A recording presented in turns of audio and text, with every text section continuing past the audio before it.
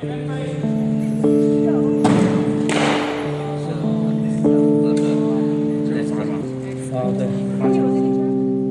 বলের দিকে তার চোখ।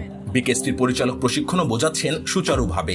3টা বলের মাঝেই চলছে একটা সুদক্ষ আলাপ। এক কথায় একে বলে ক্রিয়া কূটনীতি। শিক্ষার্থীদের চীনে আরো উচ্চশিক্ষা গ্রহণের ব্যবস্থা করে দিতেই বিকেএসপির এই উদ্যোগ। শুরুটা হয়েছিল আরো বছর 2 আগে। ধীরে ধীরে সেই উদ্যোগেরই বাড়ছে পরিসর। আলাপ আলোচনা আর পরিদর্শনের ধারাবাহিকতায় এবার বিকেএসপির সদর দপ্তরে এসেছিল চীনের ইউনান মিনজু বিশ্ববিদ্যালয়ের উচ্চ পর্যায়ের প্রতিনিধি দল। সাভারের জিরানির ঘাসের গালিচায় বোনা হয় আগামীর চ্যাম্পিয়ন হওয়ার স্বপ্ন। সেখানেই এবার বইছে বন্ধুত্বের সুবাতাস। হিমালয় পাড়ি দিয়ে সুদূর চীন থেকে আসা এক প্রতিনিধি দলের উপস্থিতিতে মুখরিত বিকেএসপি চত্বর। প্রায় 2 বছর আগের ডিসেম্বরে যেই স্বপ্নের বীজ বপন করা হয়েছিল, আজ যেন তা ডালাপালা মেলতে শুরু করেছে।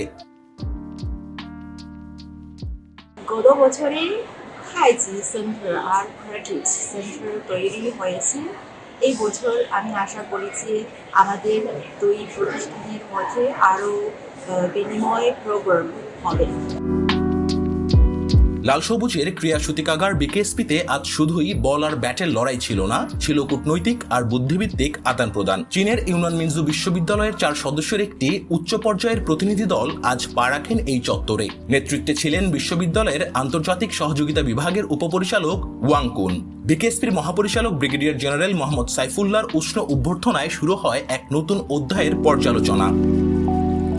এবার ঘড়ির কাঁটা পিছিয়ে নেওয়া যাক 12 ডিসেম্বর 2024-এ। সেই ঐতিহাসিক দিনে স্বাক্ষরিত সমঝোতা স্মারকটি ছিল বাংলাদেশ ক্রীড়া ইতিহাসের এক অনন্য মাইল ফলক।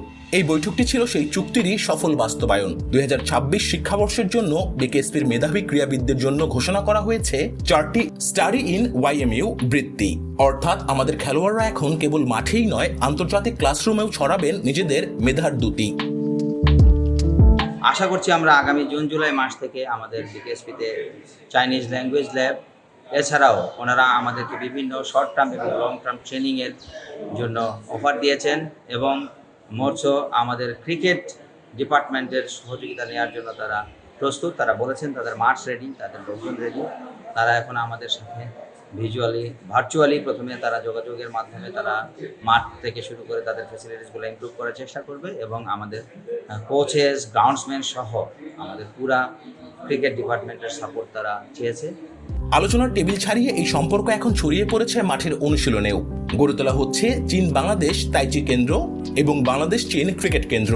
এর আওতায় কেবল প্রশিক্ষণ নয়, চলবে যৌথ বৈজ্ঞানিক গবেষণা, ক্রীড়া চিকিৎসা বিজ্ঞানে আন্তর্জাতিক মানদণ্ড তৈরি এবং কনফুসিয়াস ক্লাসরুম প্রতিষ্ঠার মাধ্যমে বৈপ্লবিক সব সিদ্ধান্ত নেওয়া হয়েছে এই সভায়। লক্ষ্য একটাই, যৌথ প্রচেষ্টায় উচ্চমানের ক্রীড়া গবেষক ও অ্যাথলেট তৈরি করা। বৈঠক শেষে প্রতিনিধি দলটি পরিদর্শন করেন বিকেএসপির ইনডোর ক্রিকেট সেন্টার এবং নবনির্মিত তাইচি সেন্টার। চীনা ল্যাঙ্গুয়েজ ল্যাবে আমাদের অ্যাথলেটদের ভাষা শেখার আগ্রহ দেখে মুগ্ধ হন অতিথিরা। একে একে প্রতিটি অবকাঠামো ঘুরে দেখে প্রতিনিধি দলের প্রধান ওয়াং কুন। প্রকাশ করেন পরম সন্তোষ। তার চোখে মুখে ছিল আগামীর এক সফল ক্রীড়া অংশীদারিত্বের স্পষ্ট প্রতিচ্ছবি। মাঠের সীমানা ছাড়িয়ে জ্ঞান আর সংস্কৃতির এই সেতুবন্ধন 2 প্রতিষ্ঠানের সম্পর্ককে নিয়ে যাবে এক নতুন উচ্চতায়, এমন প্রত্যাশা সংশ্লিষ্ট সবার।